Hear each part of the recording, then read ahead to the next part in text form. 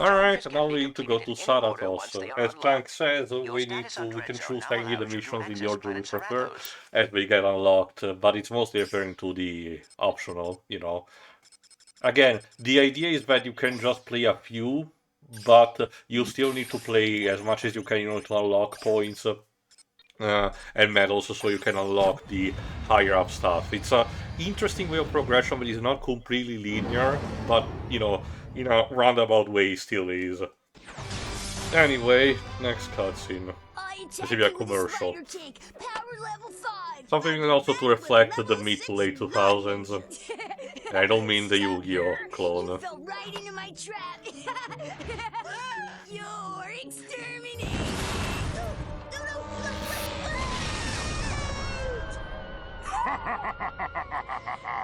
Go reactor, slap me some skin. Jesus. He'll live. It's like that Mortal Kombat commercial that can be real. Yeah, kids getting beaten up. Buy this toy, it'll slap you across the room. No, that's literally what they're saying with, exterminate your friends today.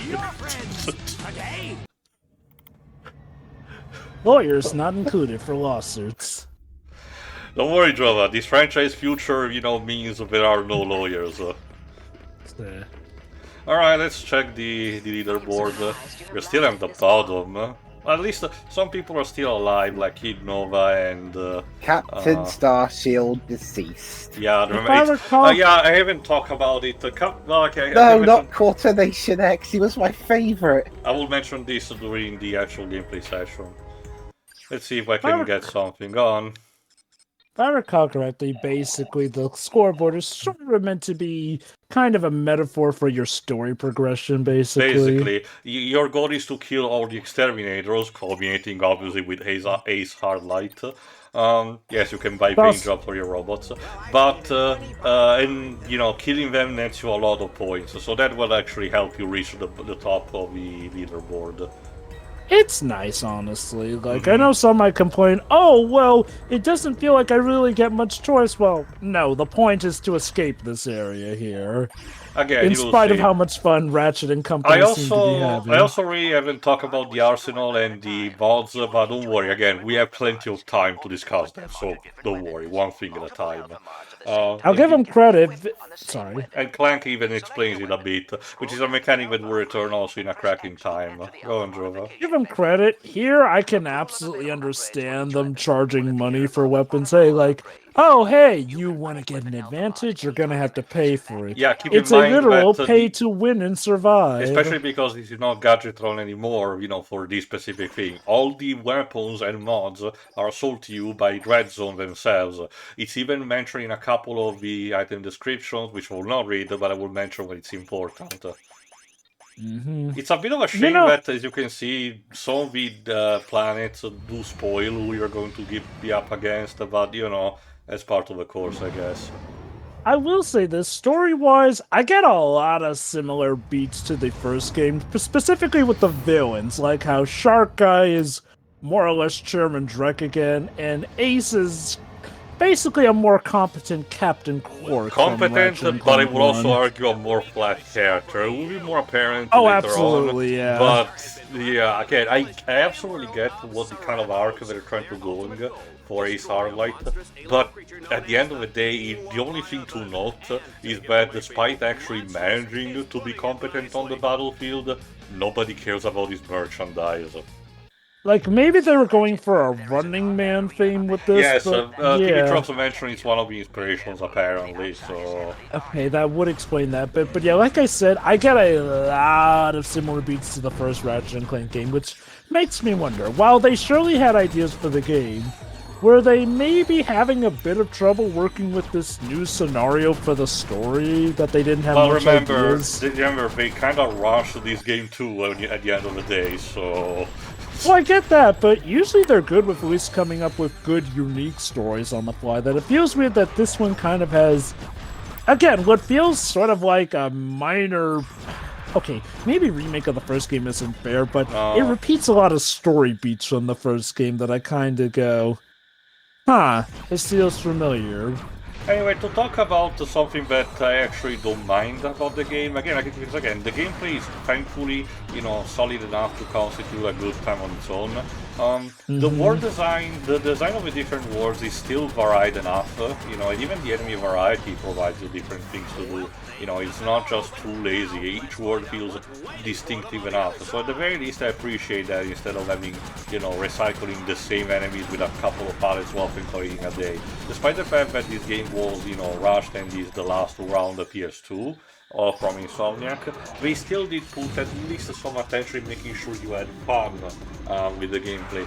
And I can tell you again, the fact that you can also change your difficulty makes the experience obviously more, you know, accustomed to your liking. Though, mind you, for completionist core, that is technically affecting that, because if you noticed, that when you completed have one or more stars around them. Those mean completing them at a specific difficulty. If you want a 100% everything, you need to complete all the levels at the higher difficulty.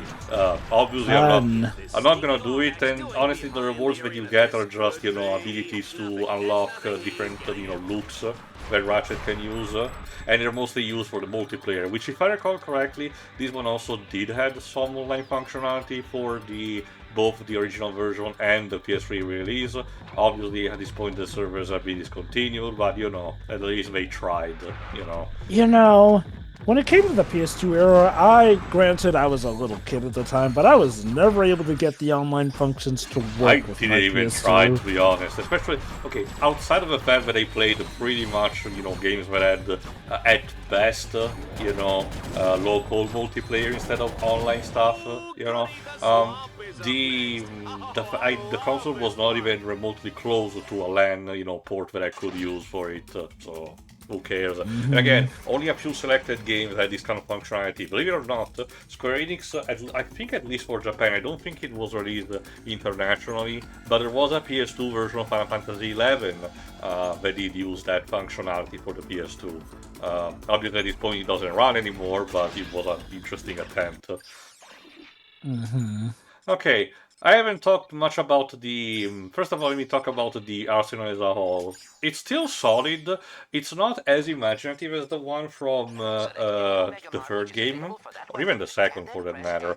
But I argue it's still a, you know, relatively solid one, where the weapons have a more grit, but at the same time they still feel creative enough to have a bit of an identity compared to your average, you know, shooter. That is to say, keep in mind, even at the time, Halo did have some variety in its weapon instead of, you know, being the generic standard. They tried to have a bit of a personality.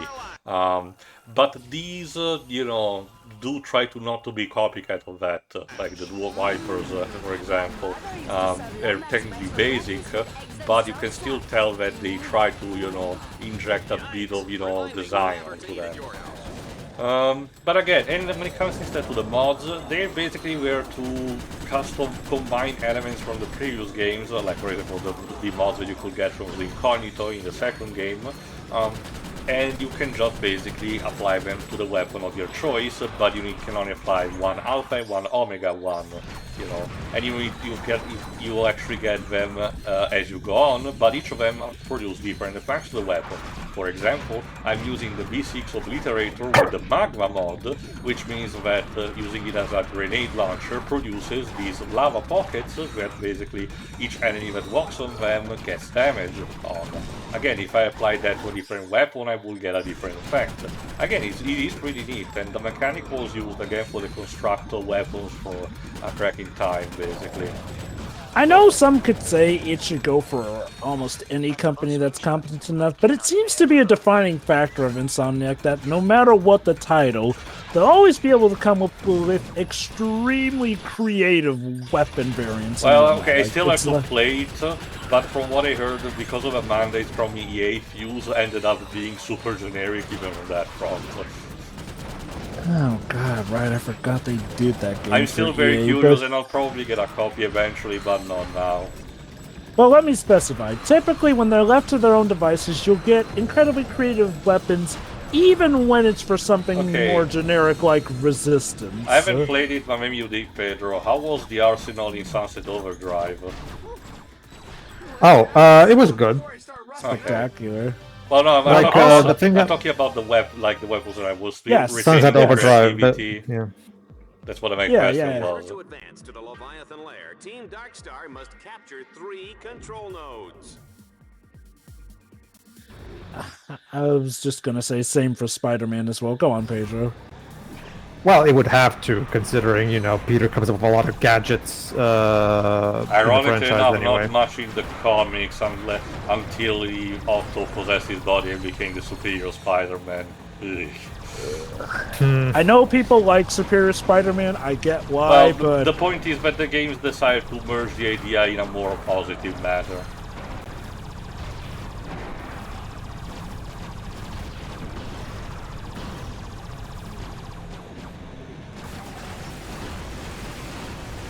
You should check out the shield link feature. Just press the right directional button to have one box create a shield around the other one.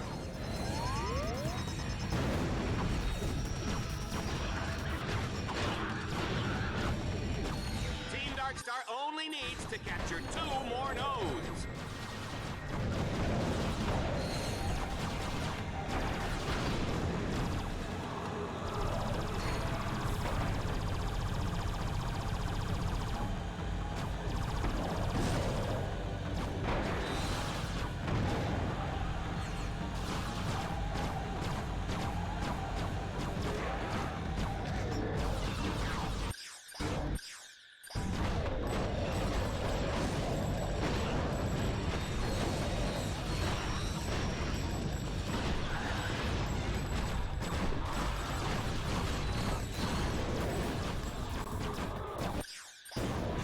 in regards to this thing, Now, the weapons in Sunset Overdrive also have plenty of variety. The only real issue with Sunset Overdrive is the writing, which, while it can be funny at times, it also relies a lot on very meme-like humor that is not particularly well written.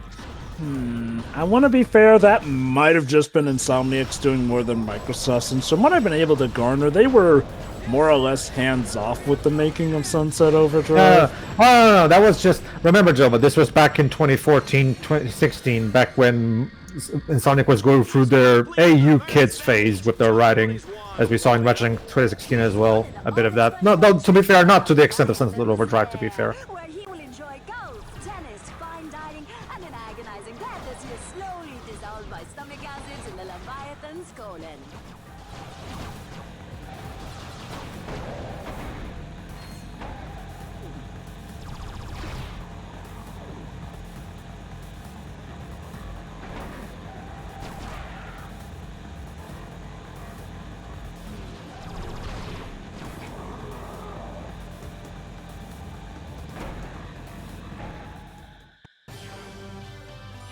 Alright, challenge complete. Now that we're here, we need to fight the occupant of his dome.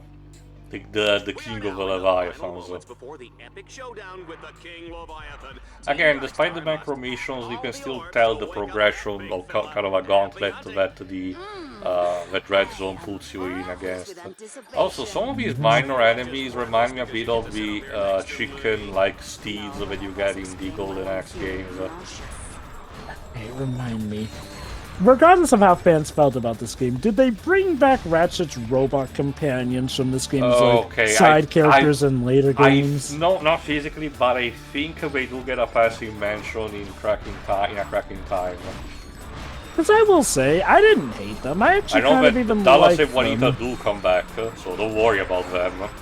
Yeah, I mean, I'll admit, I'm not as big a fan of those. Well, it's Juanita not even that I dislike Juanita them. is fine, and their banter in general is not mine, but the stuff that they do for Dallas is just awkward, especially in recent times. You'll be able to see by the end of the game or here. Let me put it like this. I dig their commentary, but I'd argue you could do the Fossil Fighters thing and just have another commentating duo replace them if you wanted to keep the commentary angle. Like, nothing particularly unique to them really had me demanding that they return.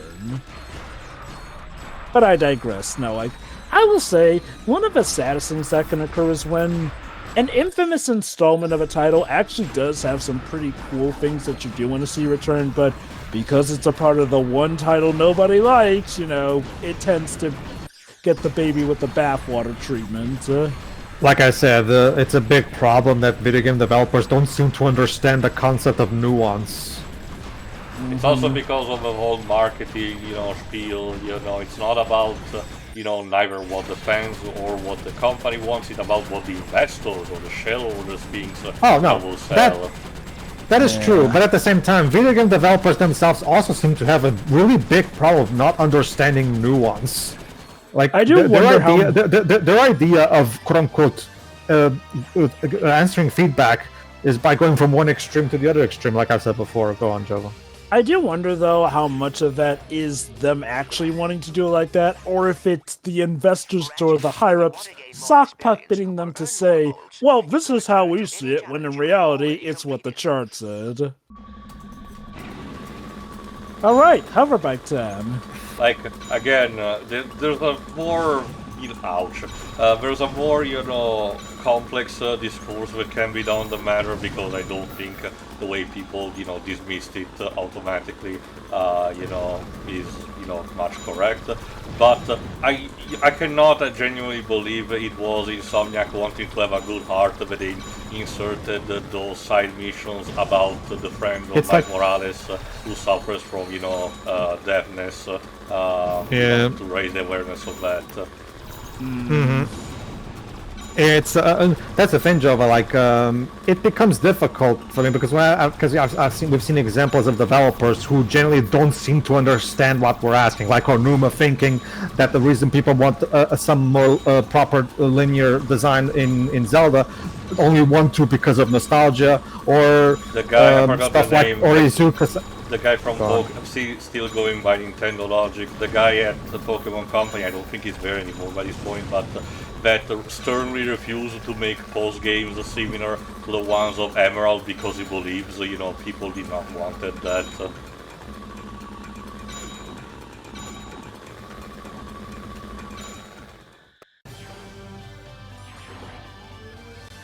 It really makes me wonder, like, to be fair, I have seen developers who fortunately don't fall into that trap, but from my experience, they seem to be more the exception rather than the rule. Hold on.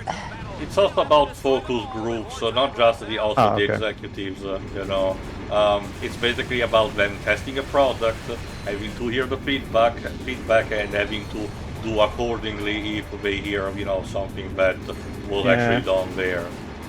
Two particular cases that spring to my mind are Yoshiaki Koizumi, who, after 3D World, people were asking for a return to the Super Mario 64 and Sunshine formula, and what he did, not only did he properly answer the feedback, he even went out of it to make a little chart explaining the differences between the different types of 3D Mario games, showing a complete understanding of what exactly we were asking for.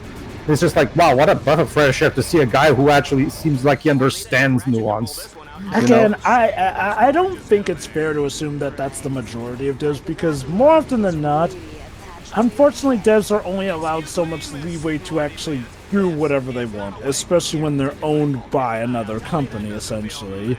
Like, ideally, it would make sense to just let them do whatever they want. Like, I feel like Insomniac are one of those rare examples where, and mind you, that wasn't even the entire time, but for the most part, overall, they've been left to their own devices. I say for the most part because there was that long stretch of time where, as Gio mentioned, they had to do the Resistance games, which, don't get me wrong, the PS5 period has been basically contentious recently, both with what, the debacle that happened, during the development of Rift Apart, and more recently with also the rewrites that happened, to Spider-Man 2, and now the end result was polarizing.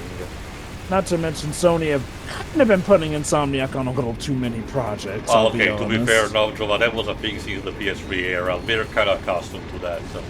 Oh, yeah. My point is, like, well, here it's most prominent, though, especially, like, again, to be fair, they ended up canceling, relatively early on the Spider-Man multiplayer games they were going to do anyway, and, from what I understand, it was before, Sony had the whole, panic about, games as a service not working, so, at the very least, they were not overworked with that.